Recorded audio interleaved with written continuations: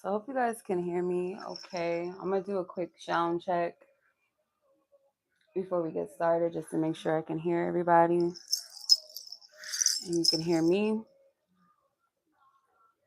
And then we can dive into the topic and into the reading essentially. So if you're here, show some loves to the chat, show some likes, okay? Share with your peoples. If you're watching the replay, like this video, share this video.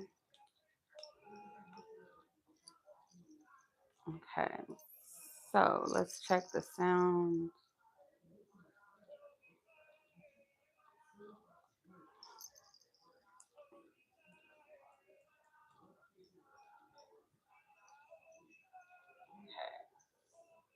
Greetings. How are you, Ro? Happy Sunday. Okay, so I want to tell y'all how I got inspired for this topic. Okay, what inspired me? Hey, sis, how are you? I was thinking about you the other day. I hope you've been well.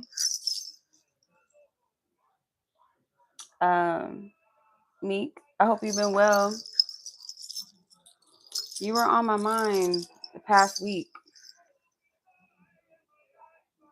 All right, so I'm gonna tap into the energy, and then we'll pull some cards. But I want to just go into what initially inspired me to even talk, this topic. You know, so for me personally, I was watching a live or some. It was it wasn't a live. What was it? It was like a post on YouTube. Hey Sam, how are you, sis? Happy Sunday. Just learning and growing. That's good. I mean, that's where we all should be in that mode daily. You know what I mean? But I'm glad to hear you've been okay. At least. But yeah, you're on my mind. I hope everything's been well. Like with your art as well. Tapping into that.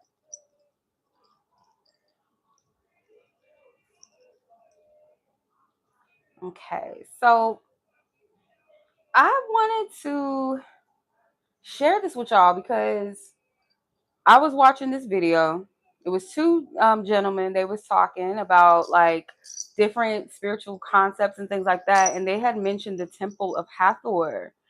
And Hathor is an Egyptian goddess, a cow goddess of fertility and love and beauty, and I believe she rules music as well, if I'm not mistaken. But that's neither here nor there. But as soon as that word Hathor hit, a whole bunch of downloads started coming in. I do resonate with Hathor. I know other women that also resonate with Hathor, that believe that they are quote unquote Hathors. If you guys ever heard of that concept. Kind of similar to those that say they're daughters of Oshun or they're daughters of Hecate, Santa Muerte is their mother, Yomoya, so on and so forth. Memen Bidret, all of those, I'm probably pronounced some of them differently and wrong than how y'all might pronounce it, but y'all get it, y'all understand. So how does this all get into the topic of beauty, and physical body types and shapes? This download just came to me like beauty as a divine signature, divine energy signature. So I'm gonna break it down, right? So the two gentlemen that were talking about the Temple of Hathor, that led me to this whole download around beauty and body types and goddesses and I had to type one of my sisters. It was in the middle of the night. It was I don't know. It was probably 2 or 3 o'clock in the morning or something. I don't know. But I had to type it out. It was no, it was actually 10 o'clock at night. I texted her and I was I had this crazy revelation about body types and how it relates to energy signatures, ancient wise, and our becoming and embodying specific energies. And I said, I'm typing it here so I won't forget. And when you're free, we can expand on this. And I said, you must embrace your beauty as God created you specifically. Our beauty and expression is our divine magic within an energy signature or many. I know she resonates with the goddess It's a goddess that she's depicted as a full-breasted woman, kind of like her breasts are sagging, something that people shame a lot of women for, and we even shame ourselves for, like our breasts, if they start to drop, our tummies and stuff. Like, this goddess was revered. I can't remember the name. It's Venus of, hold on, I'm about to look it up because I don't want to, let me see.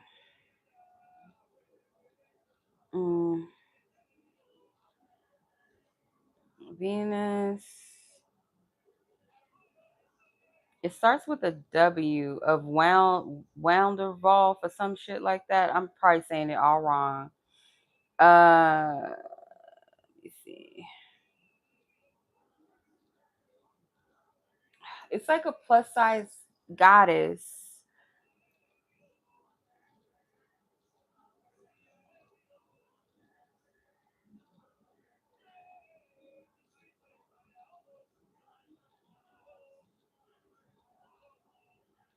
I have a picture of her in my phone, but I'm not gonna look right now.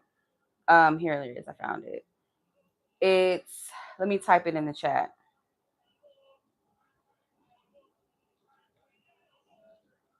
It is Willendorf, Venus of Willendorf. Oh no, yes, Meek, yeah. What she said. Yeah, you got it, sis. Um, I know that goddess resonates with my sister, and I was like, in my mind, the first thing that came to me too was like Lizzo too in mind.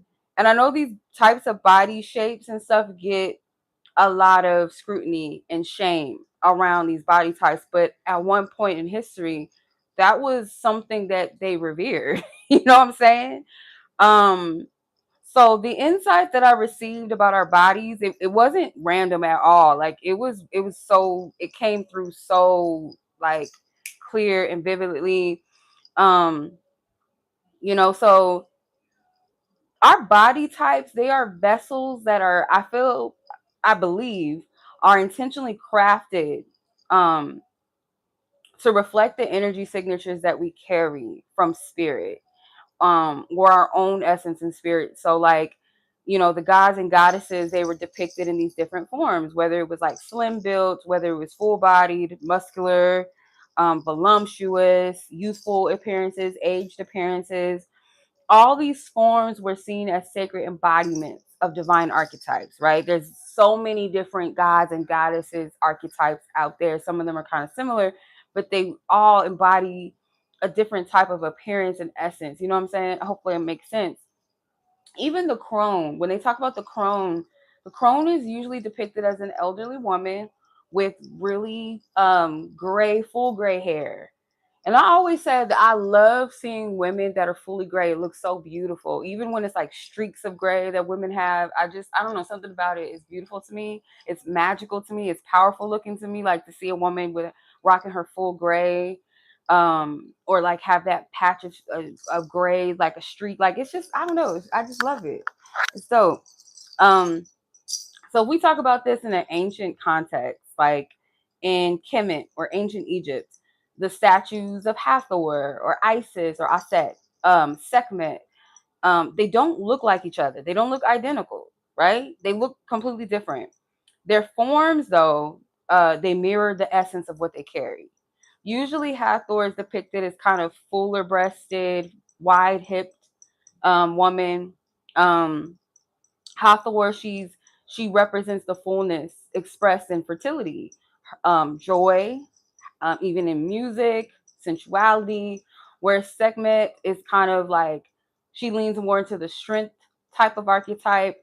It mirrors the fire of her, that lioness, that goddess of protection, um, and ferocity. Like, if you look at depictions of Segment, sometimes she looks a little lean, like little, slightly muscular, right? Because lions have really thick paws. They have strong arms and legs. So, like, if you look at Segment, she has that type of structure to her body. Hopefully I'm making sense. Y'all understand what I'm getting at. So across different cultures, like if you see like Venus figurines, like the one that I just shared with you guys, the Venus of Wildendorf, hopefully I'm pronouncing that right, or the Lady of Venus, that archetype. Um, it celebrates abundance.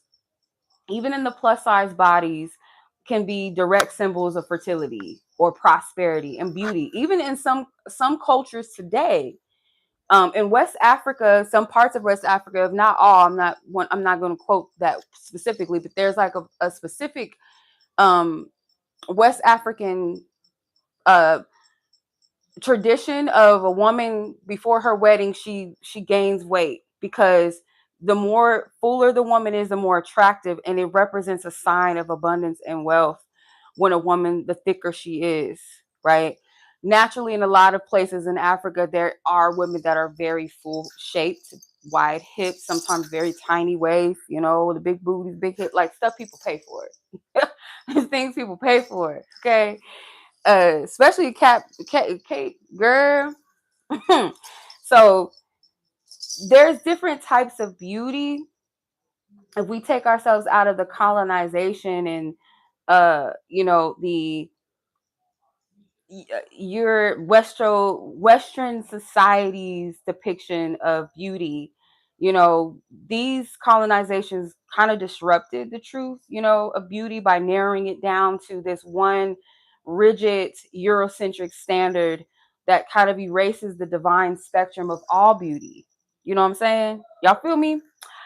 So my download that I got, like, in its core, in the best way that I can describe it and explain it to y'all, is our bodies are energy codes. So whether we're slim, whether we're quote unquote thick, tall, short, curvy, or slightly angular, muscular, our bodies express the archetypal forces that essentially like our souls carry. So let's say your embodiment of divinity is somewhat of like literally walking echoes of Hathor or Oshun or Venus or Yemoya or a crone or other deities. Their energy writes itself in its bone structure, its flesh, it's even its complexion. Like your complexion is not even a mistake. Um, your shape itself, your body type. So the expression itself is not a mistake. The changes that our bodies may go through over time, whether we gain weight, we lose weight, our weight may fluctuate, shift over time. All of this can be a part of how your energy rebalances itself as you evolve spiritually.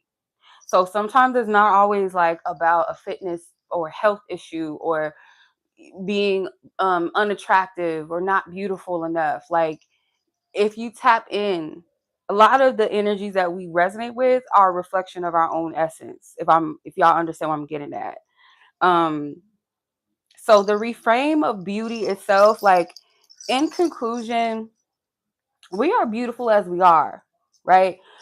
Because our bodies are divine mirrors. And I know that's kind of maybe hard for some people to conceptualize, and it might go against beliefs that, oh, you shouldn't celebrate someone that's underweight or someone that's overweight.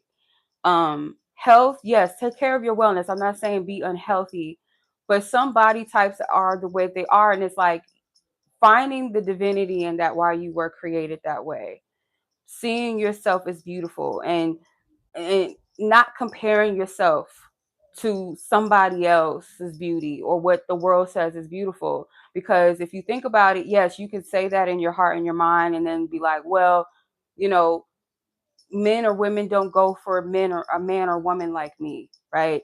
And the person that's for you is going to find you beautiful. And like I said, case in point, that goddess, the Venus statue, the Venus of Willendorf, that's a plus size figure statue that was revered as beautiful. And like I said, in some countries, plus size women, and even in any part of the world, there's different beauty. There's people that find women with really big piercings in their noses or in their ears as beautiful, or certain types of hair textures are beautiful. You can't narrow it down. And this is something that I had to tell myself. It is something that I partially had to like really heal. And when it comes to love, when it comes to desirability, that I have to understand the fact that the world has been conditioned. Some parts of the world maybe not as much because they haven't been exposed to colonization. Um, gratefully for them. Like I'm lucky them. But there are parts of the world, mass majority parts of the world, that has been conditioned by colonization and Western societal beauty types, right? Um, Aryan structures of beauty, right? That we have to look a certain way. We have to have a certain face structure. Um, we have to have a certain body type, hair texture, skin color, skin tone, instead of embracing our own. And people have been conditioned, unfortunately, right? One of my good sisters, she really got me. Two of them actually really like got me all the way together. That unfortunately, I'm gonna speak for the Black community, but this goes across even in the Asian community.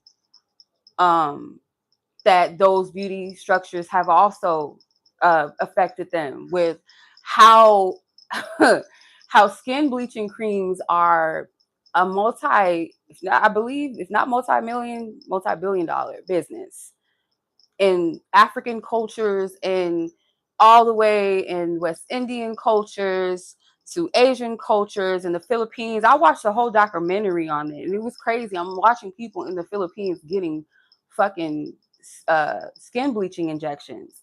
I'm watching people in Jamaica and in Africa getting skin bleaching. A hair braiding shop that I go to sells bleaching creams in the back. Like this shit is like it's that bad. It's that bad. So when you think about this and the conditioning of like people's minds, like naturally people are attracted to what they're attracted to, but some people are definitely attracted because of conditioning, not because that's genuinely what they like. They've been taught to like something that doesn't look like themselves, hate their own image. So they don't want to date something or someone that looks like them, that doesn't, that has the phenotype that they have, which is sad within itself. So I was like, that's a very big thing for me. I've dated colorist men before where they'll say things like, I only date light skinned women. And I'm like, but your mom is dark skinned and you're dark skinned. Oh, I just like what I like. And I'm like, okay, like, I mean, you like what you like, but if that's all that you find is beautiful, that's conditioning. That's not a genuine interest. That's not a genuine, that's not because people say preference, but a preference is I like, I'm gonna use this as an example.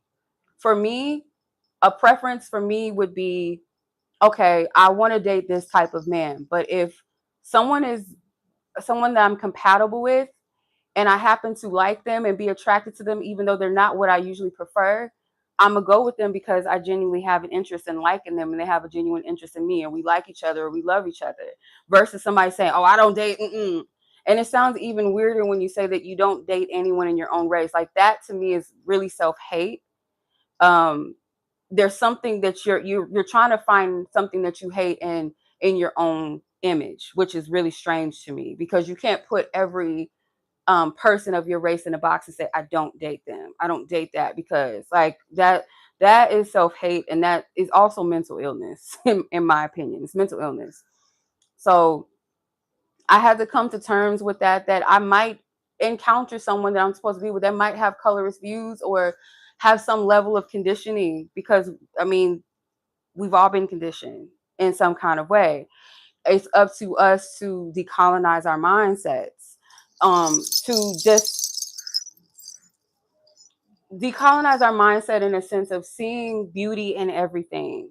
If we look at the world from a lens of this is what's beautiful, this is what's attractive, this is the only body type that should be celebrated, this is the only type of skin tone that is to be celebrated, versus one is ugly or dirty or unclassy over the other, that's a demonic energy, that's a demonic spirit within itself, you know. And a lot of people need to decolonize their mind, because there are people that believe that they're superior because of their skin tone, whether they're white, whether they're Latino, whether they're light skinned black people, biracial black people. Some people really do believe that they are better because of their skin tone. I've encountered colorist black people that are light skinned that think that they look better because they're light skinned, and because they've been taught that. You know, that conditioning is there. The lighter, the better. The more attractive, the more successful, the more classier you are. Like that type of shit is really demonic to me. Like that's an evil spirit. That's weird. You know, if you think about it. Anything that's dark is ugly. It's disgusting. It's low class. It's this, it's that. That's fucking weird. That's really weird ideology to have, you know? Um, because God created us all differently. So to think that one thing is the standard versus another is to be against God. God's creations, period, you know? There's different types of birds, there's different types of felines, there's different types of animals, you know what I mean? There's insects, there's mammals, so on and so forth. So to just sit there and say, oh, I have a preference only for insects, I hate mammals, it's fucking weird. You know what I mean? God created variety for a reason because it's all beautiful. And it's like, I want you to see me in all facets. So if you can't see my reflection in yourself and in others, something's wrong with you, for real. Even more so if you hate your own reflection, that's really terrible, you know? And we've been taught in cases, in some ways, even if you don't fall for it, because for me, I've never felt that pressure to want to be something else. I've always embraced other people's cultures. You know what I mean? Like find something beautiful in it and resonate with different cultures and things like that. But to say, oh, I hate my own black skin or I hate myself is weird. You know, I've never felt that personal hate. Like maybe saying things like, oh, I don't like the way I'm shaped or I don't like this about my face, but it's never been, oh, I hate being black. Like that's insane. You know, and unfortunately, like there are people that have had those experiences or may feel that or feel like, you know, because of who I am, I'm not loved or I'm not beautiful enough. It's very rare. I haven't really come across, I've probably met one girl in my life that said that she wished she wasn't black, and it's because of where we grew up. But I grew up with family members of all skin tones and things like that. And it's sad, but yeah, we might make colorist jokes in our family, like calling each other certain names and things like that as a joke. But I've never felt like this energy of we're ugly because we're light or we're dark skinned people. Like I have family of different ranges of skin tones and hair textures and hair colors and body types. So I've never felt that black self hate in me. I've never been around that. That doesn't I don't resonate with that. I understand that I can be discriminated or rejected because of that, because I understand that a lot of people have a colonized mindset that they may not prefer me because I'm black, or I'm too brown, or I'm not light enough, or I'm just light enough, like a paper bag test. I might pass a paper bag test, and to some people, I might be too dark, or I might just be light enough because I'm brown skin. I'm not like too light, but that is something that I talk about because it exists, and I don't want to be gaslit into not talking about things that do affect my own community. Because as a messenger, it is my purpose or my call to talk about the things that need to be addressed, my own testimony, um, because I know that it's real, right? So I'm not gonna be gaslit into not talking about it because it makes people uncomfortable. You know, I'm not about to settle for people trying to silence black voices, especially not as a black woman. You're not about to silence me in whatever capacity. I have a right to speak on my experiences and address them as such. So again, going back to self-acceptance and your beauty, you know, our bodies are divine mirrors. Okay, the divinity within each other, within ourselves, should be celebrated. And if someone cannot celebrate you because of that, they're ignorant. They're ignorant. So, you know, someone can be plus size like Lizzo, and people could say, oh, she's outside of the beauty standard, but she embodies the very same archetype of ancient cultures that worshipped and adored these body types. You know, just as someone who is slender framed, they may resonate with another type of archetype or a deity where there's lightness or quickness, clarity or channeling energy that comes through them. You know, so beauty isn't about conforming, it's about revealing the energy signature that you came here with, that you were birthed as. Because guarantee there's somebody out there that finds you to be drop dead gorgeous or the handsomest person that they've ever seen, and somebody else might think differently. But who cares what anybody else thinks? Who it's about how you see yourself, and that's something daily that we have to work through. I feel like, um, even if we're not the most insecure person, we have our days where we might judge ourselves. We have a fight where we have to, because people hate. The thing is, people hate confident people, whether they're conventionally attractive, as we say, right? Conventionally beautiful or handsome, or someone that they feel like is not as attractive. People cannot stand confidence. A person that is conventionally beautiful, that celebrates themselves, that know they the shit, know they fine, know they're attractive, handsome, beautiful. People don't like it. Just as it makes people uncomfortable for someone to be like plus size and love them for their fucking selves and celebrate and wear what they want to wear. People like, yeah, who they think? It's like people don't like confidence, so who gives a fuck? You might as well just be like, shit, this is me. I am me. This is who I be. This is me. You either like it or you don't, you know? So I'll get into the reading, but I want you guys to sit with this. Like if you have a journal, something to like type with real quick, write with real quick. Because I want you to sit with this and like how can you spiritually apply this to yourself? Okay. How can you apply this message to yourself? So, first thing I want y'all to sit with is I want you to identify an archetype through like a god or goddess, maybe even a planet or energy that you feel most drawn to. So, let's say, for instance, like if it's a god or goddess, let's say a Shango or a Thor or a Loki. My cat's name is Loki. Or a goddess such as Hecate. Hope I'm pronouncing that name right.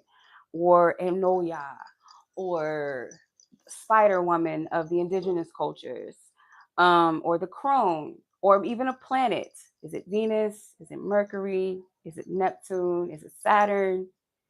Or even an energy? Is it a mermaid? Is it a fairy? Is it an elf? Is it a dragon spirit energy? Like, what archetype do you identify? And it might be more than one. That's fine. Write them motherfuckers all down. You know, what archetype do you resonate with, and how can you find yourself in that?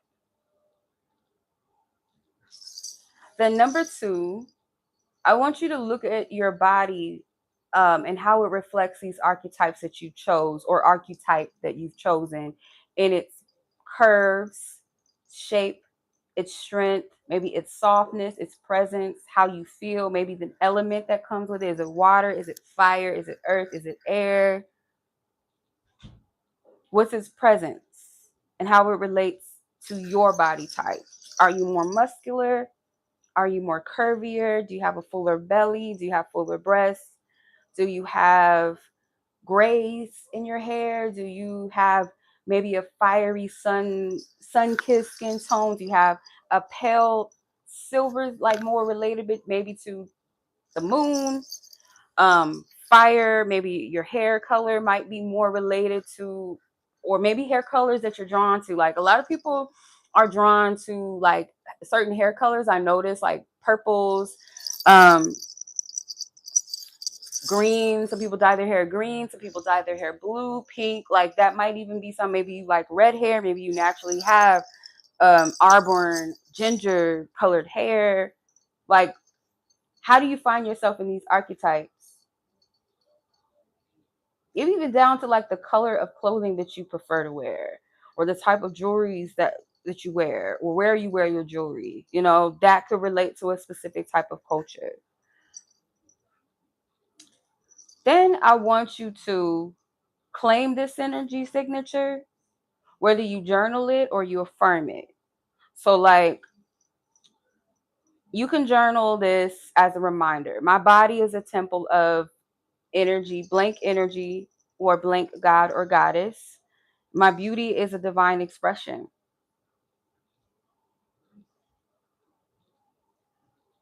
Like, really sit with it.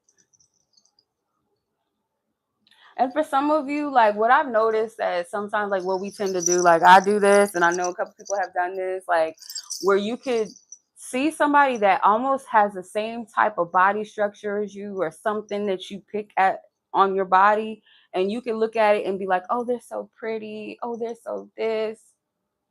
And you look at your own image and be like, that, oh, I can't stand this. Oh, this part, oh, this, So obviously that's evidence that you're actually beautiful, right? If you could see that in somebody else, so why, like, what's the difference between you and them? And I'm gonna go back to my dark skinned women, of any race or culture, that you've been taught that your dark skin was ugly. You can look at someone, I bet you, with that same skin tone, and be like, oh my gosh, she's so beautiful. But then you look at your own self and be like, I'm ugly. What's the difference between the beauty of their skin versus your own?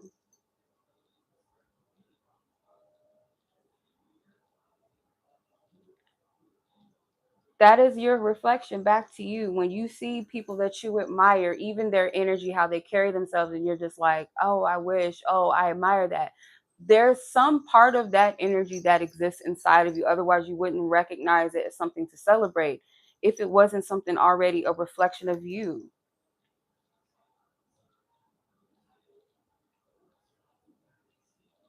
So your body is not an accident. Your physical representation is what it is. And even if it is like, I have a gap, or there's something about, there's people that do have deformities and things like that, and even they celebrate themselves, because God makes no mistakes with us. It's harsh sometimes to hear that, and some people might have other ideologies about that.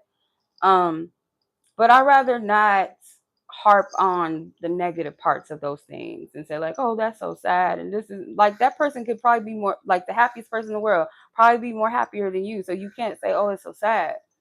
You know what I'm saying? um it's okay to have compassion, of course, but yeah, you are a living altar.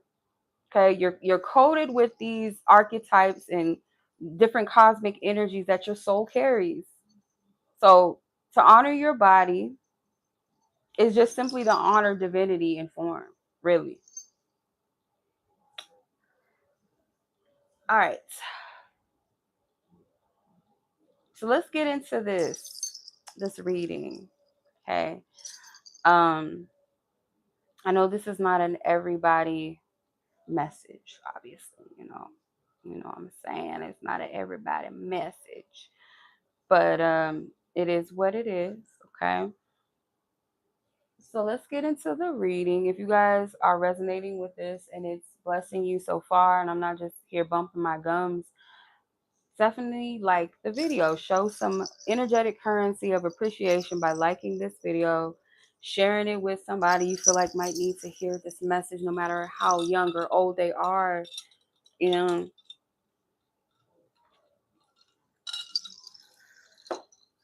okay.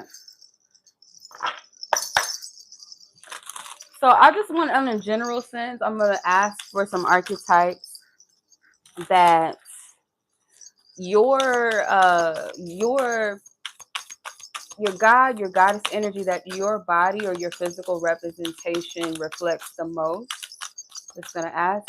I gotta get this one deck, because I don't know why I didn't think to get this deck. Hold on. I'm gonna still be on. I have my microphone on me. I have a little clip.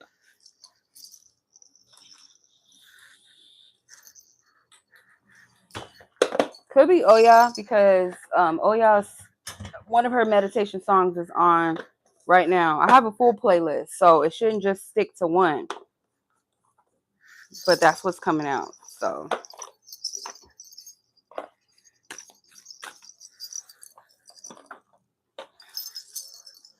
okay. So Oya may resonate with someone, okay? That archetype, that essence, that energy. of Oya may resonate.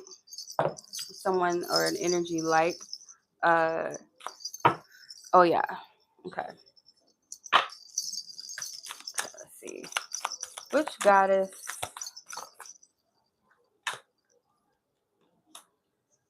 Yeah, it could be something with thunder. You have the 5 of swords, so something with air, thunder, the winds, maybe even water, feminine and masculine energies of water. Some of you guys might resonate with water, earth, and air specifically. Some of you guys may have a thunderbolt tatted on you, or you're drawn to thunderbolts, or you have like jewelry pieces of thunderbolts, like a necklace, earrings, a ring.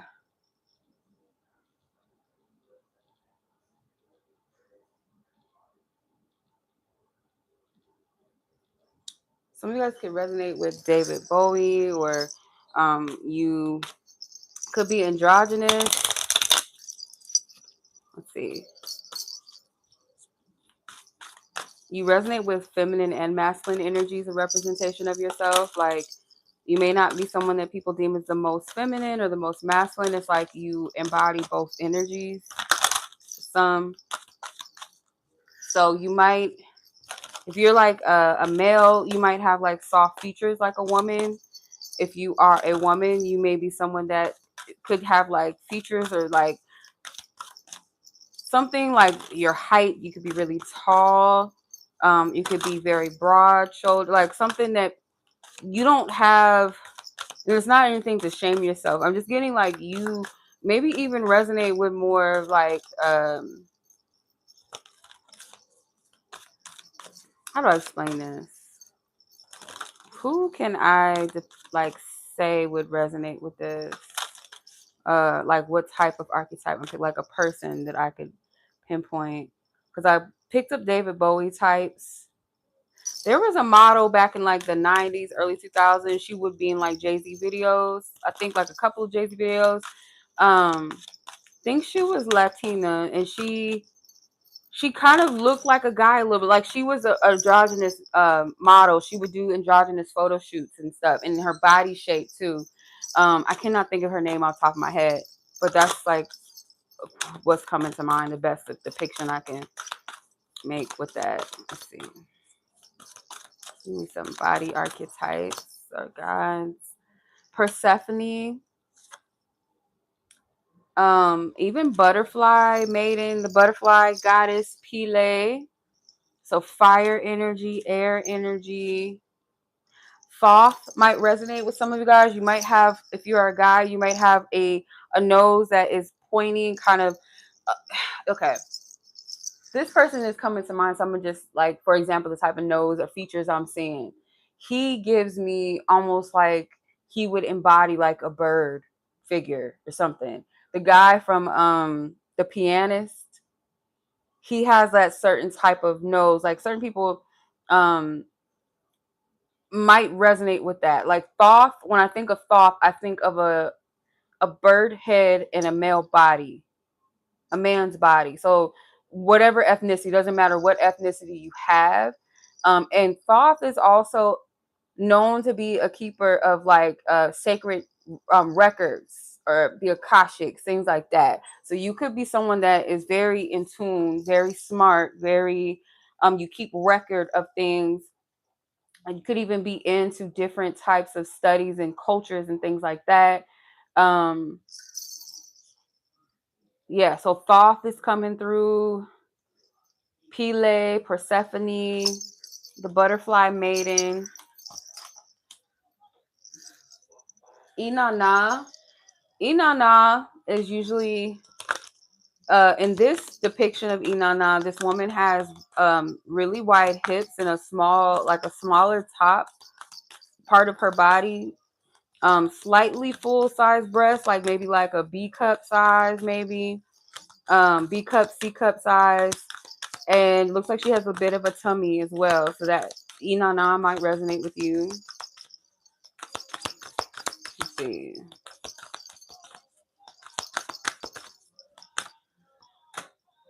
Isis. Isis energy may resonate with you, especially if you are someone that is drawn to the occult, magic, healing modalities. You're a healer. You might work with herbs and medicine. Um, yeah, you might do herbal magic or work or healing, teas, elixirs, the spiritual teacher. So Isis may resonate with you.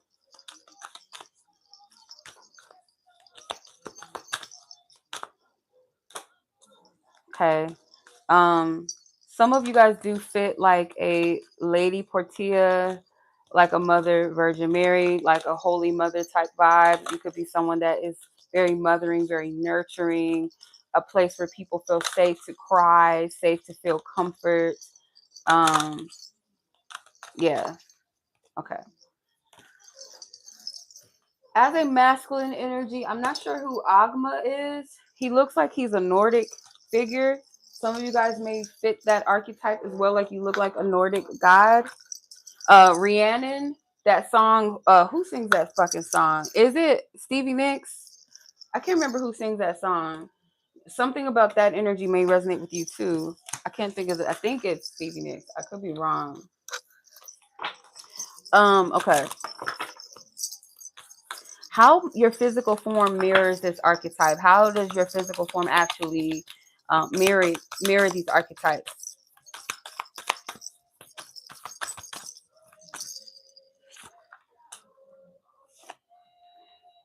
It's a message of your power. Yeah, you got the Three of Wands, the Magician, and the King of Wands. It's a message of your power and like finding confidence in that. Some of you guys might be led to do a photo shoot inspired like a modern day inspiration of this, of these energies. I think, and I could be wrong because like the whole thunderbolt thing can be like taken in an occultic uh context as well. But Lady Gaga also plays with the thunderbolt. I know that David Bowie has played with that, so I don't know if she was channeling a little bit of his energy in that time or that era. But that's coming to mind, like maybe something similar. Like it's not fully blatant, like it doesn't like a costume. You feel what I'm saying? Like it's artistic expression, like it's a modern expression.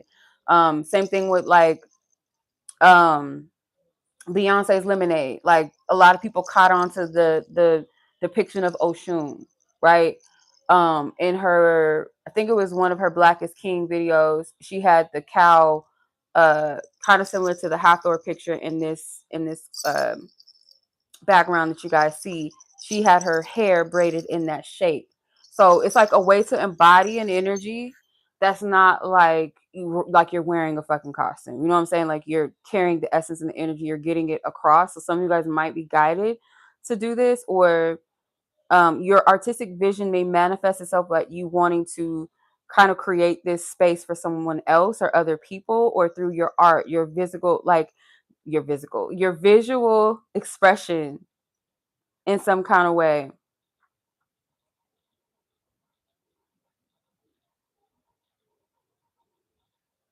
Some of you guys like this energy,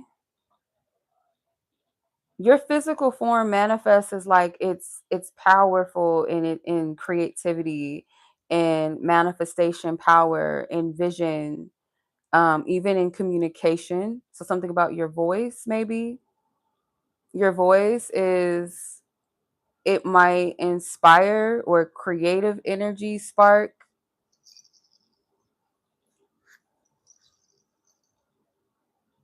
confidence in what you see, how you view things, something about that.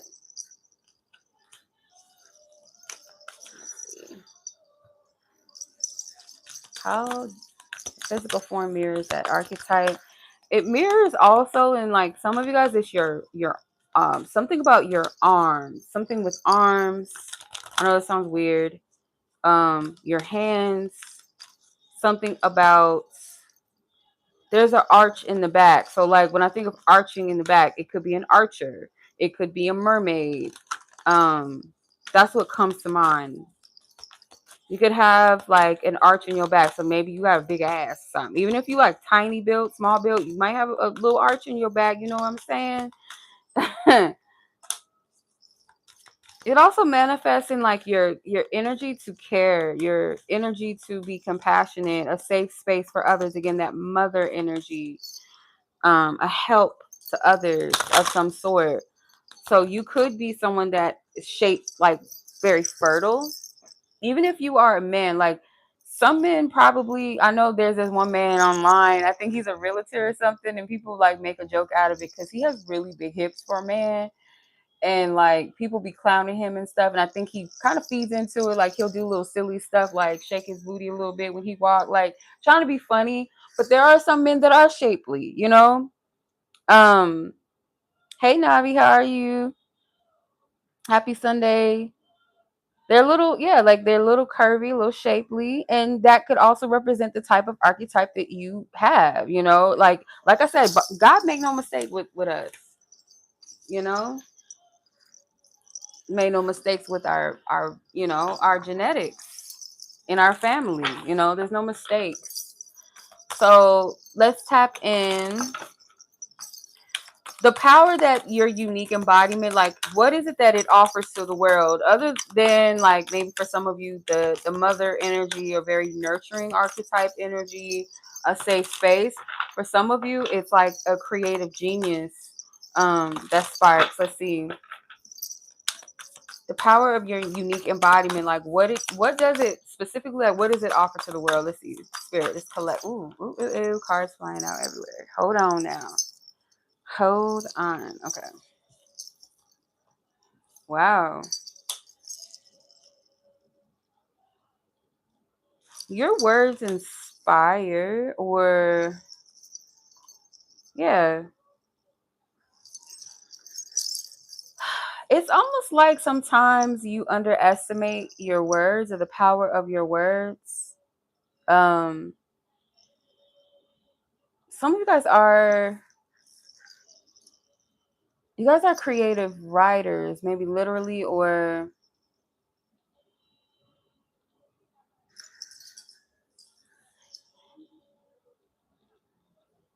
some people may not always,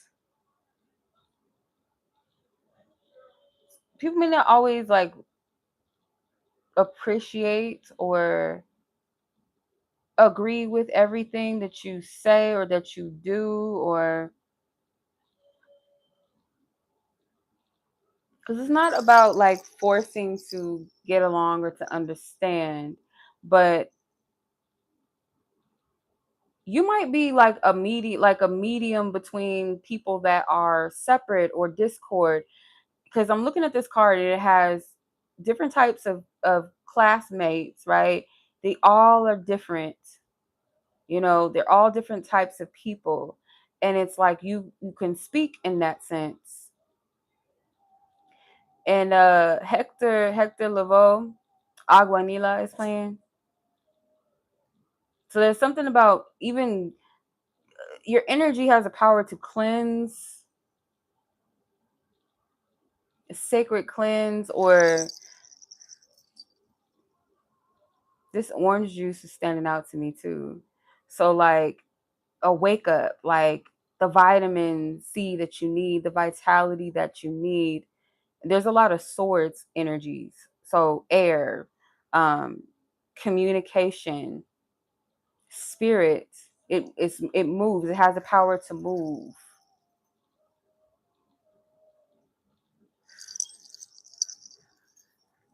Let's see. Let's clarify.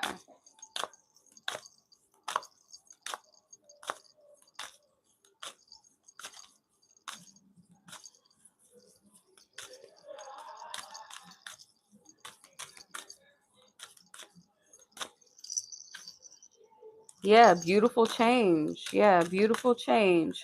So it may not always be welcomed. Some of you guys, butterflies, you might feel like butterflies are attack, or like when you go places, butterflies might swarm around you. Like that's not something that happens a lot. I don't hear a lot of people experiencing that. Like sometimes people just see butterflies in their path or they might fly past them. But like when a butterfly is swarming around you, almost like it's following you or it's circulating you, that's definitely to get your attention. But you represent the energy of a beautiful shift and change, transformation. Some of you guys might live in the desert, or you might be in an environment or space where there's not a lot of people that believe in abundance, or have hope for things, or if it's not like an environment, like it could be like home, school, work environment. um you are like your energy, I feel like even you, it's something like when you, I want you to pay attention to this, and maybe you've already experienced this before, but like pay attention to when you come into a room, if the energy shifts, like people start moving around, if more people start coming into that space when you're in there, or if you walk past people and the conversation stops. um I mean, in some case it might be because you smell good. They might be like, oh damn, what was that? Or you might be musty, I don't know. But pay attention to when you like pass people or you come into a space, how the energy shifts. And I'm not talking about like people that probably are already like haters or gossipers, but like people that don't know you necessarily. Your energy shifts the environment. I feel like that is the actual power that your unique energy embodies, like how it, how it affects others. Okay, because you are also a healer. And it might be with fire as well, like you transmute things. You might be someone that you might notice, like when you get passionate about something, you get really hot, really warm in your body. Or others might feel a spark, or others might be enraged or triggered by your energy. Like you have that effect, but it's not to the effects that your energy has on others. It's to actually help them. Like the triggers that they feel is supposed to be there because it's meant to activate or transmute something inside of them. Now, whether they take that on or not, whether they take that challenge on to heal, to change, to shift, or to see what they need to see, clear, release what they need to, that's their job. That's not your job. You're just a spark of that. You have the energy to expand people's consciousness, like to think deeper, to broaden their perspective, like to only think and sit in one way. You're not evolving. You're stuck. You're limited. Okay. So what is a false beauty standard or comparison that you may have that you need to release? Okay. What is this false beauty standard or comparison that you simply need to release? Let's see. Spirit, it might be multiple different ones that come out because it's not going to be the same for everyone, obviously. So let's see.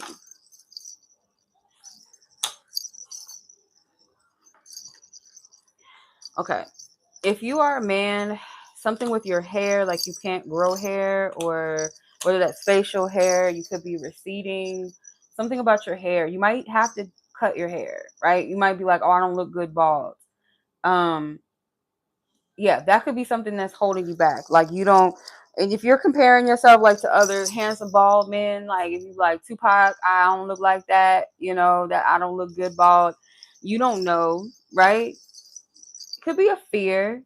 But it could be something around balding that you're insecure about if you are a man. Um, yeah. Some of you guys may feel like this could go for women as well, but I feel like as a man specifically, may just kind of limit themselves to just being smart and not attractive. But I feel like for some of you, and like, don't cut your hair and say, "Bitch, you told me to cut my hair and I hate it." Like, don't do it unless you really like get to that place where you're like, "I'm gonna do it. I want to see." So, but I'm gonna say this for those of you that have been teeter tottering on that, and you kind of like are, should I cut my hair? I feel like you'll look really good actually. And I mean, if it's like you feel guided to get some like hair transplant or some shit like that, like that's on you. If that's what you feel led to do, it's up to you. But there's something with that, with balding, or only limiting yourself to just being smart, and that's all you have to offer, something like that, or your degrees, or maybe even like something you do professionally. might be the only quality that you would equate to being attractive or even being worth dating is something to do with what you do for a living, or your education level or something like that.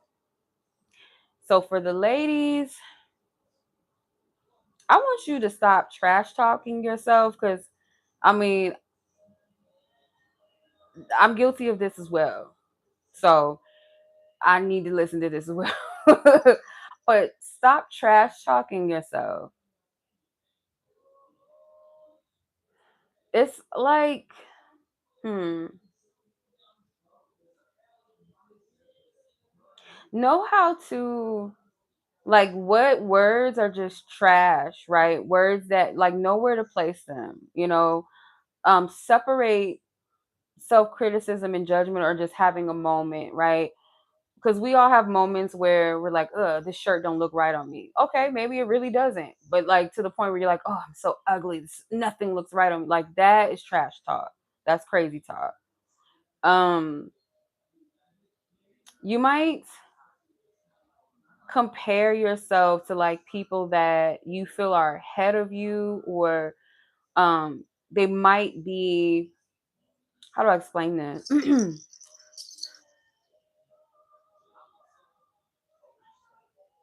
Could be people that have more than you in some capacity, like whatever that might be. Doesn't have to be material sense, but almost like where you feel like you have to prove yourself to fit in. Um, this could be trends and shit like that. Like some trends as a collective, like, things, I feel like people can resonate with multiple things. But like if it's a carbon copy, like, I feel like TikTok is really guilty of this. Like TikTok with their trends, um, it can be a little bit extreme. There's something to do with that. Like feeling like if I don't fit into a trend of like, this is how you should dress, how you should walk, how you should talk, certain items that you should own and have. And this could come from childhood too, like going to school and like seeing people with certain types of shoes or certain things, and it's like, well, I don't have that, or they have this type of backpack. I don't know, I might be showing my age. But in school they had these shoes. They still have them, by the way. I think my younger sister has these shoes, but they're like sneakers with heels on them, like rolly heels. And I remember like people, they banned them from our school, I think too, because people were like getting hurt or hurting other people like through the hallways and stuff with these little heelys on. That's what they're called, they're heelys. So like these little sneakers, and they got these heels in the back heel, and like people would just glide around in the hallways with them, just knocking shit over, falling or knocking other people over. um that was very trendy back then, you know what I mean? So like some things could just be momentarily popular things, even down to like beauty archetypes. Some things, they shift, they change. What I like about this particular card, the full card, I'm using the Clueless Tarot, by the way. In this card it shows the three girls here. It shows Dion and Cher, and then Ty in the back. So the it girls, they have different beauty types, right? um I feel like there's room for everyone's beauty by you celebrating yourself. You have to celebrate your own self, and that's the beginning of the journey of self-acceptance, is that there's a variety of beauty. Do you accept your own? you know um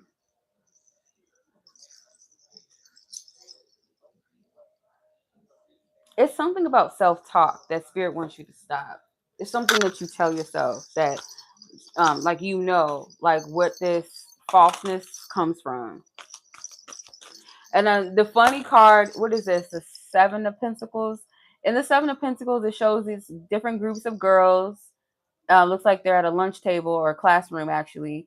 They have on this bandage strip on their nose, which I think at that time was like for your pores and stuff like that, to lift the pores. I can't remember. Like, I forgot what them strips are called. Anyway, it's for like your skin and facial skin care and stuff, right? they look ridiculous wearing it. And it was like almost a trend to have it on. Like that's how stupid they looked. If you think about the movie The Mean Girls, where Regina George's shirt had the holes in it because they tried to sabotage her. Lindsay Lohan and her friends were trying to sabotage her, and she put this shirt on with the holes. And as stupid as that shit looked, she rocked it. She said, "Fuck it, it is what it is." But it looked stupid, right?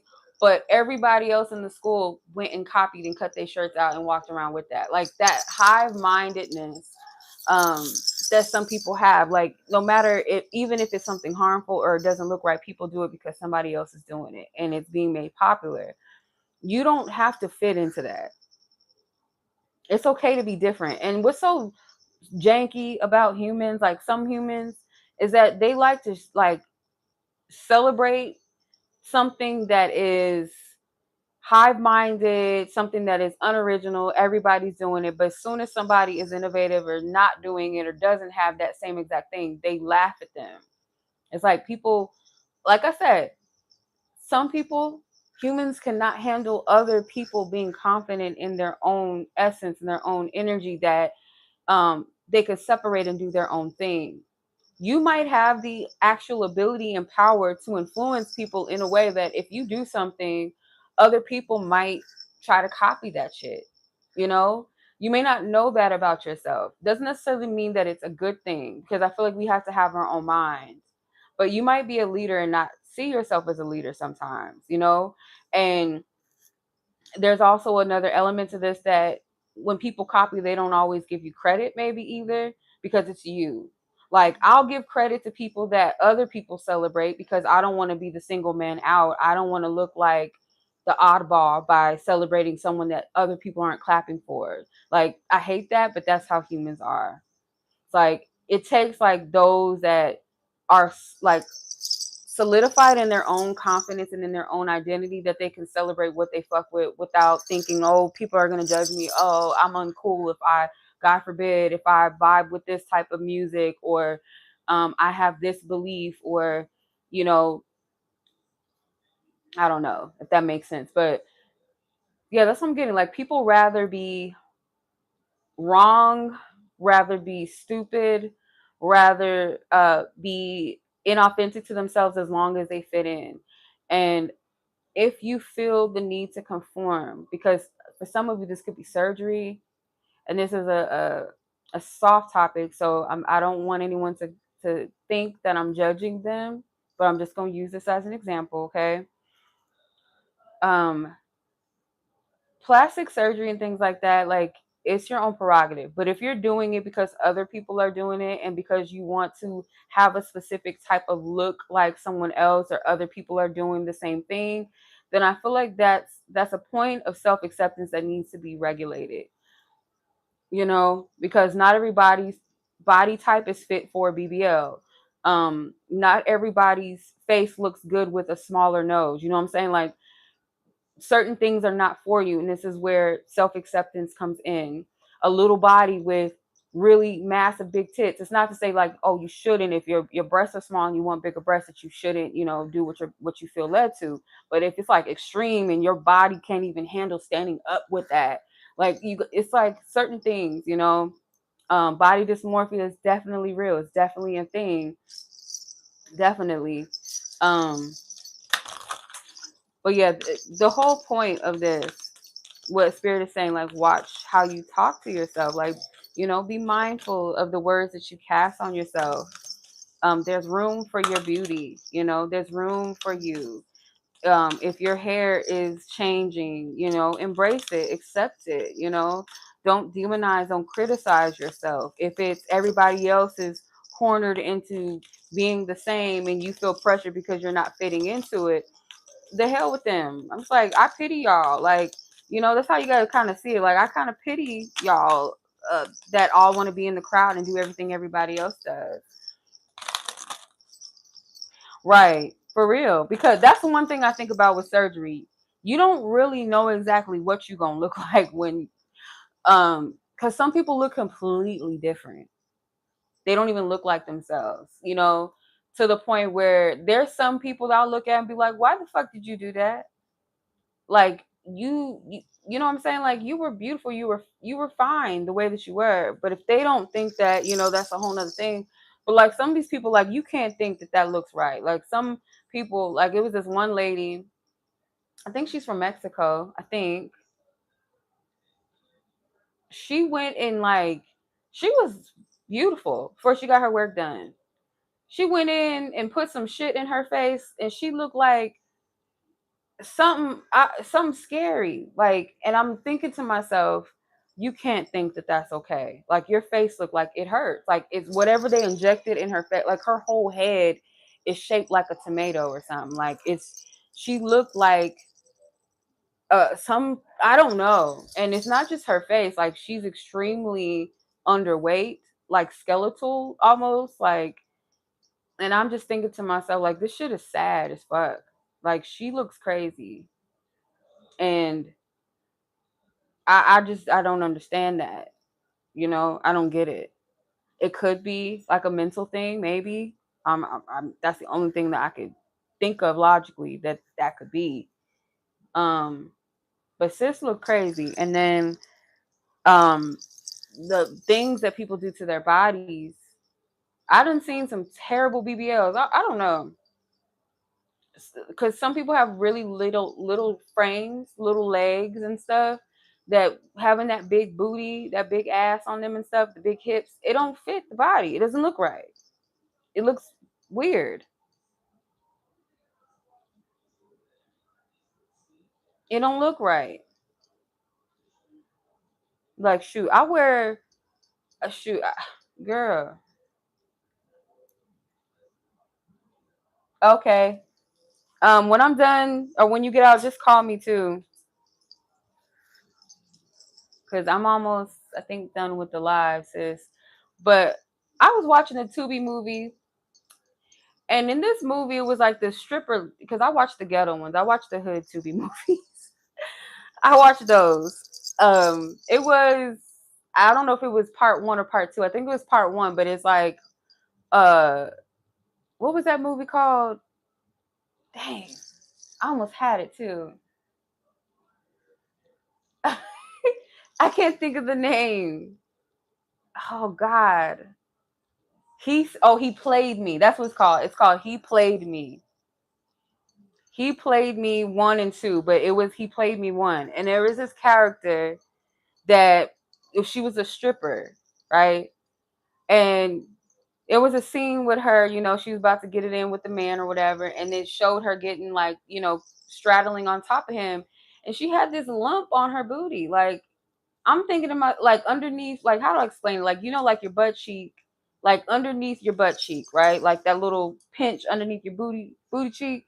It's like this big old lump. And when she got up, because she's a tiny girl, so when she stood up, it just looked fucking crazy. And I said, they got her out here with her drawers and stuff off, her clothes off, her pants off. And in my mind, I'm thinking she can't think that this is okay. And then the man that's doing the scene with her, like behind her, I'm thinking like, what is he thinking? Or he don't care because it's just like it's just a booty in my face type thing. I don't know. It's skin. And she ain't got no pants on. Like I'm all right with that as long as she ain't got no pants. I don't know, but I seen that and I said, bitch, I just don't get it. I have no clue. I have no understanding. I can't make logical sense of that. And not to mention, not just because of the way it looks aesthetically, but your health, your body. I watched a video with a girl explaining how her sister works in. I sure do watch too.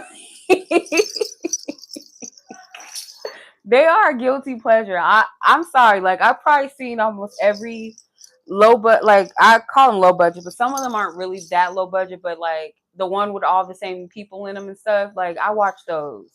So I've probably seen probably every Tubi movie that's popular on Tubi. He played me. He played me too. He's for everybody. Hurt people. Hurt people. I've probably watched a lot. I've watched almost all of them. Hell, I can go down a whole list of all the ones I've watched. Um, but that's my guilty pleasure. But yeah, like I feel like health wise, that's another like that's the main thing too. Is what should stop you is the risks of it, you know, that you would go to those extreme lengths to change parts of yourself to where you might not even live to celebrate and do it. And there was a lady that I was watching. Her sister works in the medical field, and she was saying that her sister was saying that the reason why women have a lot of the pains that they have when they get these surgeries because they're putting foreign tissues in different, like, so foreign tissue, let's say like tissue that's in your stomach, and then you put in your hips or your butt, it's foreign to that part of your body because it's like this fat does not resonate with this fat. So it's like your body is in shock, for one, because you're cutting yourself up, you're poking yourself, your body is in complete shock and trauma. um and it was another woman that I was following her story, and she was explaining how her BBL has hurt ever since she got it. Like, she suffers every day with it. She gets headaches, she has pains all over her body because of it. But she posts and she walks around with her, her Fashion Nova on, her Sheen on, her high heels and bust down, like, nobody would ever know. Nobody would ever know that that's bothering her, that hurts her physically. And the singer K Michelle, she had to take, she said she had like little pellets injected in her body, and the pellets would expand in like little tissue pieces. So, like, let's say it's like a little bead, and then once it hits like something like a liquid, it sponge it, like it expands into a sponge like thing. So that's where she was getting the fat in her butt, like that material in her butt. She said it hurt her so bad, her back hurt, her legs hurt. And K Michelle is also a small woman. She has a small body frame, like little legs and things like that. So walking around with all of that shit is it's gonna hurt you. You know what I'm saying? So she said she had to go in and get surgery to have all those individual things removed out of her body. You know? So who wants to go through that? You know, there's certain people that are not even recognizable anymore because of that, and not in a good way. Like, you know, I think it ages people too, in my opinion. Like, I don't know if it's fillers, if it's Botox, I don't know what it is, but it ages people, in my opinion. Like, it makes them look older. Um, no shame. I just, with all empathy, I understand like the pressure of beauty, the pressure of looking good, even battling your own self, your own physical appearance of what you see in the mirror. And if you got it, you got the money, whatever, and you go ahead and you do it. Like, I can see, as a human, I can have empathy. At the same time, though, I also acknowledge how it is a dangerous thing and how it's not really that healthy as people try to make it out to be. But with respect for all humans, you have free will. You do whatever you feel guided to do. Like, if that's what you feel guided to do in that time, that's what made you happy at the time or is making you happy, then who am I to say anything about that? You know what I'm saying? All right. Um, I'm going to ask two more questions here. I'm going to ask how to honor and celebrate your body as you know, its divinity, how it's made manifest. How do you honor and celebrate this, your body?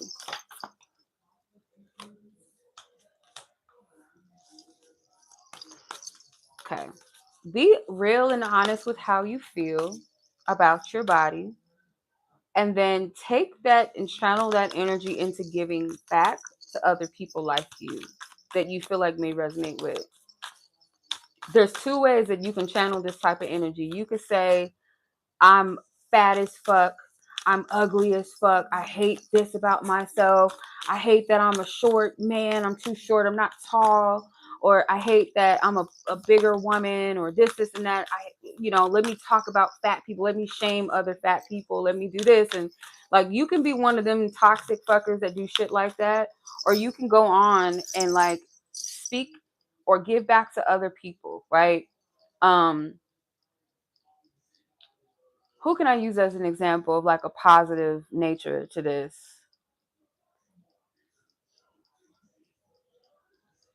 Hmm. There's a channel. I'm not gonna name it because it's like I don't want to even mention their name because like they have a lot of people that target them a lot and like she always has to like defend her platform and stuff. So I'm not even gonna mention it, but she's a bigger platform. She has a platform that she created for dark skinned Black women to embrace their dark skin and their femininity. She has a balance where she does kind of bring in and reel in the realities of the world and how people, you know, shape their image. And she always encourages darker skinned women to celebrate their own image and self self prioritize and celebrate their image, market their own image. I think she said she had like a magazine that she was doing, and people can be offended because they feel like they're not included, and it's like, why do you need to be included in that? Let them celebrate their own image. You know what I mean? Everybody has a right to celebrate their own image. We've been allowing certain groups of people to celebrate their own image, as they should. I don't feel like they should try to make everybody else celebrate it in the sense of you have to look like us. If you don't, you're ugly. I don't agree with that part. But if people allow each other to celebrate, if it's a platform where a person says, I want to have a magazine for young girls that are wheelchairs, and I want to do fashion shoots with little girls in wheelchairs or young boys in, you know, groups of children in fashion, fashion spreads, is that going to be something that people get all upset and say, well, what about the kids that do walk, and what about the kids that aren't handicapped? It's not for you. So that's, you know what I mean? So I don't see the problem when people platform that, because we should all celebrate our own beauty. Why not? To say like, well, what about us? That's a very colonized mindset to have. To be like, no, well, what about us? No, it's not about you right now. Okay? You can celebrate yourself just as everybody else can celebrate themselves. There's nothing wrong with that. You know? Um I just don't like that spoiled brat energy, like, because people are really mad at this. I almost said her name, but this particular YouTuber account for even starting this movement of women like her, because she knows what it's like to be discriminated against. She knows what it's like to not be deemed as pretty. The images of of darker skinned women, how they're presented on all over the world, even non-black women that are darker skinned, how they're depicted on TV and movies and things like that, and um, how how it feeds into negative stereotypes. Like, she calls all these things out, and she celebrates those that don't allow that to um, be their only representation, or let that be something that people look at as their representation. Like, no, there is different types, you know, of this type of beauty that can be celebrated in so many different ways. It does not have to be caged in or boxed in, and you could celebrate yourself, right? And other people came out and said, well, why are you making it about dark skinned women? Why are you talking about colorism? Because it makes people uncomfortable to call things as they are. um I can only speak for myself. um the whole topic of colorism, like I said, I've experienced it personally, and I've heard and seen people do and say very demeaning things to each other, about their dating options, and um how they see themselves. um and it's very dangerous, you know. It's very dangerous, and it's sad, you know. But you have certain groups of people that felt some type of way because they're used to always being censored, you know. Well, what about light skinned women? What about us? Are you saying that we're not beautiful? And it's like, sis, it's not about you right now. It's not about you, you know. That self-centeredness, that you can't share space with your fellow sisters of any ethnicity or color or race, but specifically in your own community. You know what it's like to be dark skinned in general, the stigma around that, you know. So why does it need to be about you right now? Like, why does it bother you that a dark skinned woman is celebrating herself through other women, and showing them that it's okay to celebrate themselves? It doesn't take away from your beauty. You know what I'm saying? That's very selfish. So if a woman or man comes on a platform and says, short kings, we attracted too, we fine too. Look, Lorenz Tate fine. Shoot, he short. Hey, like somebody come on and say, well, what about the tall kings? We fine, we better than y'all. Like that type of thinking is so horrible. Um, would it be better if the person came out as a dark skinned woman, like this one heifer on TikTok talking about Lupita Nyong'o is not as pretty as y'all try to make her out to be, and these dark skinned women that y'all try to say is pretty, y'all just trying to find excuse to say that any dark skinned woman is beautiful, like ignorant bitches like her, because that's what she is. She's an ignorant bitch. As a dark skinned woman herself, to say that is like what the fuck, like bitch, you're something's wrong with you mentally, like you're ill.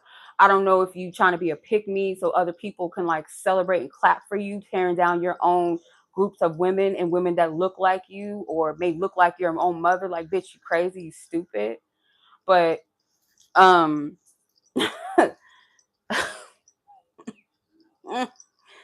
uh girl, I can go on and on.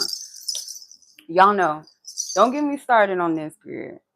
I'm not a channel to talk about that type of stuff, but I mean, like, anything uh just anything that I feel like is inhumane or harmful to a person or tearing each other down and shit, like, no, bitch, no.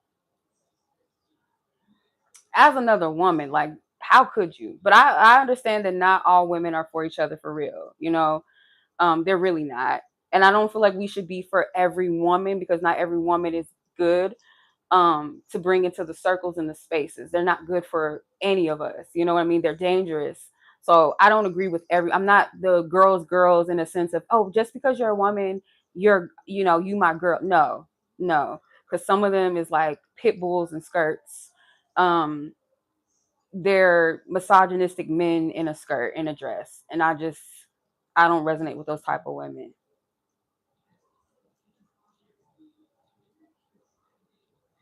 So I'm not a girl's girl in that sense. Like, if you're harmful to the community of women as a whole, I don't fuck with you. So yeah, I know.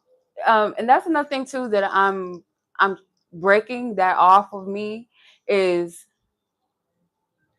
as a reader first, right? Or as a messenger first. If you if you are someone that respects me as a human being, you also have to honestly respect me, not just like, oh, you're human, or even you have to respect also the fact that I am a woman, and I am a woman of color, right? And so if I talk about issues within my own community or indigenous people, if you feel uncomfortable with that, then I don't want you on here. Because I don't like that black silence stuff, like, oh, don't talk about that and this and that. Like, no, I'm gonna talk about it if it's affecting people, if I can be a voice to pour into, like I've been doing on here, for any woman, any human being, man or woman, but for women that are, struggle with how they see themselves. And if we can be honest and be real, whether we're black, whether we're um, European, whether we're Asian, whether any other race that you are, um, specifically non-European race, right? Where you're used to being told that you're not enough because you don't represent um, a European beauty standard, right? Um, a standard that honestly, even those of that community don't, all of majority of them do not have that phenotype that they try to push and market, because that's a single race of a person, like a group of people. It's not a full, if y'all know what I'm getting at. Like, not every European is born with blue eyes and blonde hair. Like, that's really not as common as people think it is. Like, I can name probably on my hand a few people that I've met that look like that. Most of them don't have that phenotype. So that's something that I feel like is already in itself. delusional to push that on people. um Even people in their own community to have that on them is, to the point where it even pressures them to dye their hair that color and shit like that. Like, that's how harmful that image has been to push on people, rather than saying like, okay, this is a certain type of beauty, but it's not the end all be all beauty. You know what I'm saying?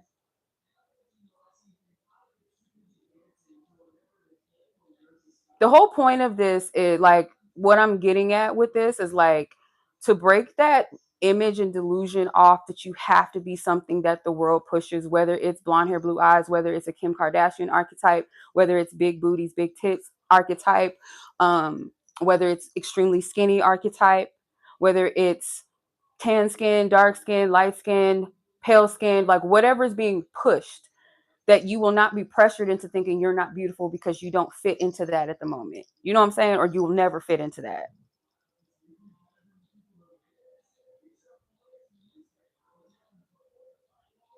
Yeah. You have to celebrate that about yourself. That you're not meant for everything and everybody. So how where can you dig within yourself and find your own divinity? And there's always something that spirit will show someone that looks like you, or something, a statue, like, I use as an example, that can represent an energy and vibration that you carry, and how that uniqueness makes you beautiful, just in that sense, that you don't have to fit into a mold of something.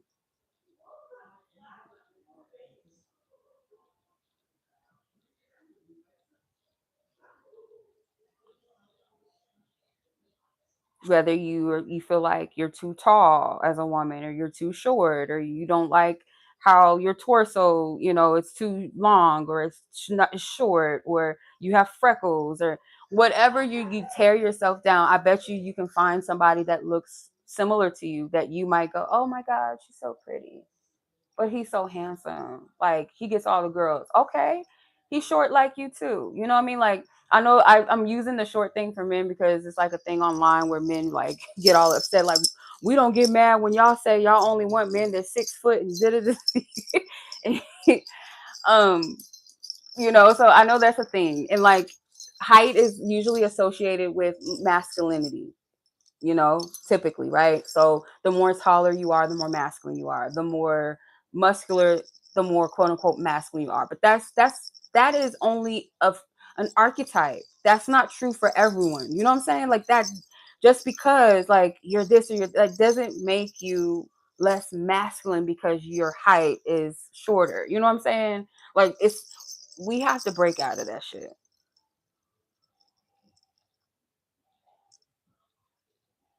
You know, we have to break out of that.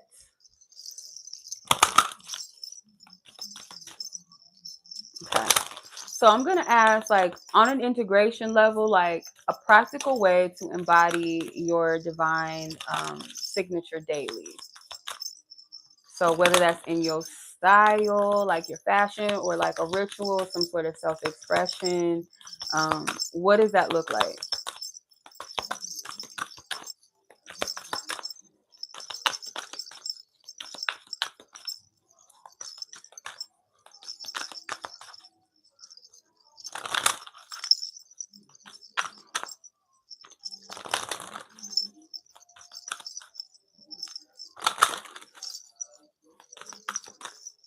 Yeah, let's see.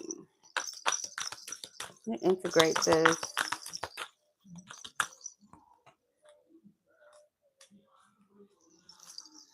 Yes, in your humanity, you know, um, see the beauty and good in yourself, and give that back to others. You know what I mean? Like, that's your due diligence. And I keep getting very strongly to work with the Divine Mother, the Holy Mother, and something with speaking to your heart space, your heart chakra. You know, share your gifts with the world.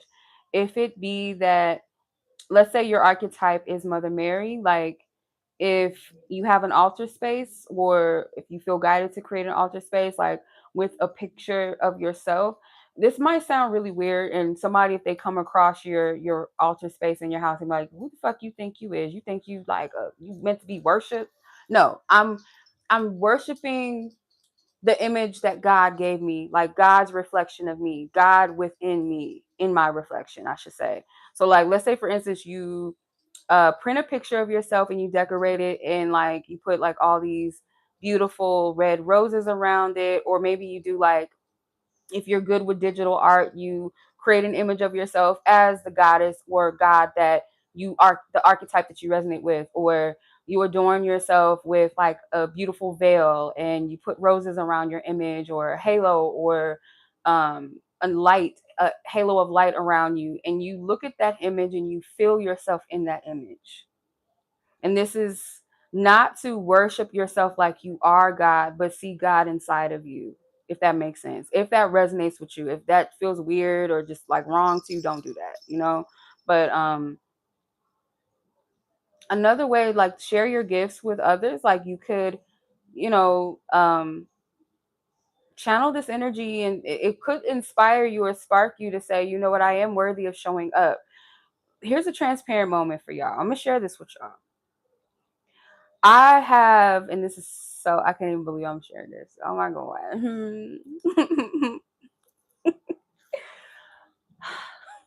Okay.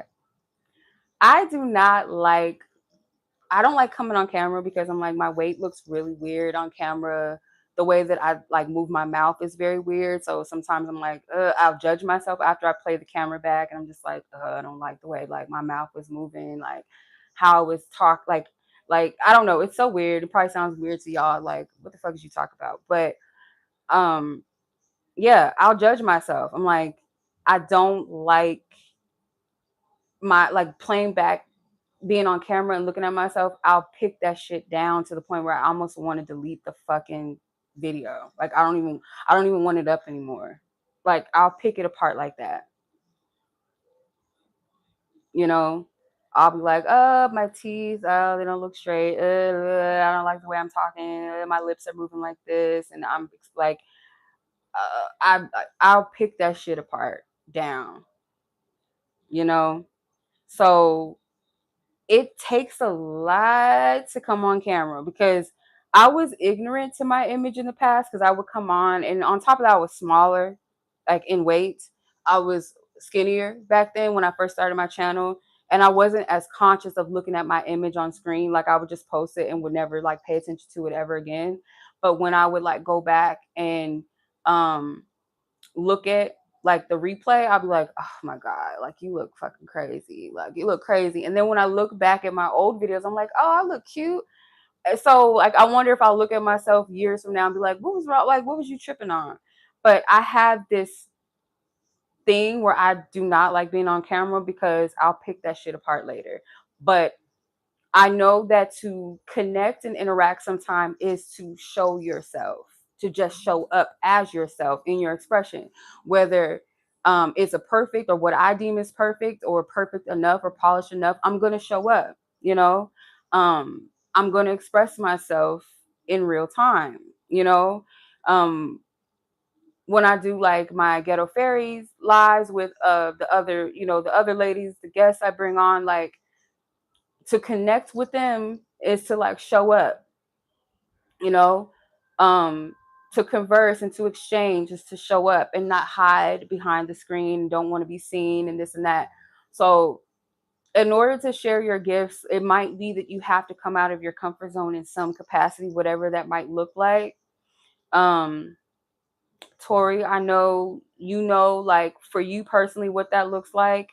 Um, Meek, if you're still on here, like when it comes to your art, I don't know, maybe draw something about yourself, like some, I don't know, like I don't know if you've done a piece like this before where you've drawn yourself. um if you have like a piece that's centered around like you know, celebrating you, or even like, let's say like putting different affirmations on the picture with you, or drawing yourself as a goddess, or what have you, whatever, that you can find yourself in that. Yes, Tawanda, I just see what you said. Yeah, about those actresses at the time. Yeah. Yeah, that's the thing of distortion of seeing yourself, like when you go back. Yeah. When you go back and look at your old pictures or something and you're just like, oh, I wish I was that weight again, or oh, I looked cute here. But at that time, you probably was looking at that picture and being like, oh my God, look at this, look at that, look at that. But I stopped doing that. I stopped doing that with the pictures and stuff like that, and just accepted that, I have a problem in that sense. Like that's a issue. That's not, and we'll pick ourselves apart. And I feel like I'll do it as a means to do it before somebody else does it. You know what I mean? Like, um, let me pick myself apart before somebody else can even get a chance to do it. You know what I'm saying? And that's very harmful to you. It's harmful to the self. And nobody's perfect. Not in any capacity. Nobody's perfect. Not even those that we look at and think that they're perfect, in a sense that they don't have flaws, whether internally or externally. Like they don't see certain parts of themselves that they're like, some days, or you know what I mean? Like we're all human. And I'll look back at certain like people that I've watched, and they'll just be like, they ain't got no makeup on. They don't care about that. Like they're just on. And I'm not giving a fuck about that. I'm listening to what they're talking about, you know? There's people that be sitting there, when they sweatpants and they're just there to deliver a message, and you vibe with it, you resonate with it. So it doesn't matter. And that's what I be thinking. Like if somebody's picking me apart and like focus on what the fuck I look like over my message, then you're worried about the wrong thing. You know what I mean? You're worried about the wrong thing. Because we're here to show up. It's cool to look nice on camera, get dressed and get cute and stuff. Like, yeah, I'm always like accessorize and shit. Make sure, I like what I got on and things like that. But the bigger part of it is the gift that you're giving, your presence, and how you're showing up as an energy vessel. You know what I'm saying? That's all that really matters. We're not here to pick ourselves apart. And like, I feel bad for models and celebrities that pick themselves apart so much that they would hate to go outside. Like some, not all, but some would hate to go outside and have paparazzi capture them in sweatpants, just being normal without makeup on or whatever. Having to always look good when you go somewhere, in a sense of like you can't just be human and say, oh, I'm gonna throw on some jeans and a t-shirt. And some people look good just with that. You know what I mean? Fine with that. But I always have to present myself a certain way. That is obsessive, and it's vanity. Vanity in itself it's a dark spirit. You know, that picking yourself apart is not normal. Hollywood is an illusion as it is. Um, the things that we covet, the people that we covet, like we have no idea who they are as a person because they're human, and some of them may not be the best. Or you might not really like them if you knew certain things, whether you're judging them too harshly or you're judging them correctly. You know what I'm saying? Um, but just to leave it off at this, okay? Don't limit yourself. I want you to find your divinity in other things that you see God in, because it's being used as a mirror to find yourself within it. The things that inspire you, the things that um, light you up, you know, when I feel like when you feel down on yourself, you see things bad. Like if you see somebody that is more successful than you, someone that's very creative, or you see someone that you deem is handsome or pretty, or handsomer than you or prettier than you beat yourself up. Versus when you're in a good vibration and you're in a good mode and you come across these things, it sparks you. You're like, oh my God, they're so pretty. Or oh, they handsome. Oh yeah, that's you're rooting for them. So when I want you to, when you're in those moments of both those dualistic natures, when you're in your low vibration and you see things from a limited perspective, or jealousy, envy, comparison, to going into the energy of separating the image or the external vessel that you're looking at, and looking into yourself. Like, what is it? Why is that triggering to me? What is it about myself that I believe that I am not? Because that's what the trigger is. It's something that you think that you're not, you know? Um, and is it something that is calling you to embrace who you are? Or if you want to be more creative, you want to be more like, what's stopping you from being more creative? What's stopping you from seeing your beauty? What's stopping you from believing that you can grow and expand too, as well? You know, whatever is practical and rational for you to tap in without beating yourself up, because I feel like that's the result that people go to. Like, okay, well, it's obvious because I'm not pretty enough, and nobody thinks I'm pretty, or no one thinks I'm handsome, or I'm not as handsome, or I can never be this. I can never, like, no. And then when you're in those moments of, um, my mom, I'll call her back. Um, then when you're in those modes of where you're in a high vibration, where you're celebrating something that you feel like is great, and you're still trying to find your own self within it, it is a reflection of you in some capacity, to like challenging you to celebrate yourself no matter how which way you look at it, you know. um but yeah, I hope that that makes sense. I know that was probably like a long rant and whatnot and things, you know, but yeah, I appreciate you guys. I gotta call my mama back. And then Tori, I'll call you back then, because I gotta call her, so I'll call you if you're still on. But yeah, I appreciate you guys so much. Thank you guys for joining this live. Make sure you guys like it, share it with someone you feel like it may bless or help. I would greatly appreciate that. If you guys want to get with me for personal readings, I do have the Siren Code. It is a, excuse me, it is a healing container, monthly or weekly. It's up to you, your choice. Where each week we tap in energy wise, channeled, do an overview of your energy, check in, read. Based off of the sessions that you get, if you get weeklies, every week you'll have a PDF file of your personalized ritual or altar work, whatever spiritual work that comes through for you to do, an affirmation, and journal prompts for that week. If you get a monthly, you will get a PDF file of that month overview of your own. It's all personalized. It will never be something that somebody else has. It's tailored for you specifically. So if you guys are interested in booking the Siren Code, whether monthly or weekly, I do have an option you can choose for video meetings or phone sessions. It's up to you, whichever one you prefer. That is available on my website under the booking section, book online, I think it is, tab. Uh, I should leave it here. I'll leave it either in the description, or I'll pin it in the comments of this video if you guys are interested in booking your Siren Codes.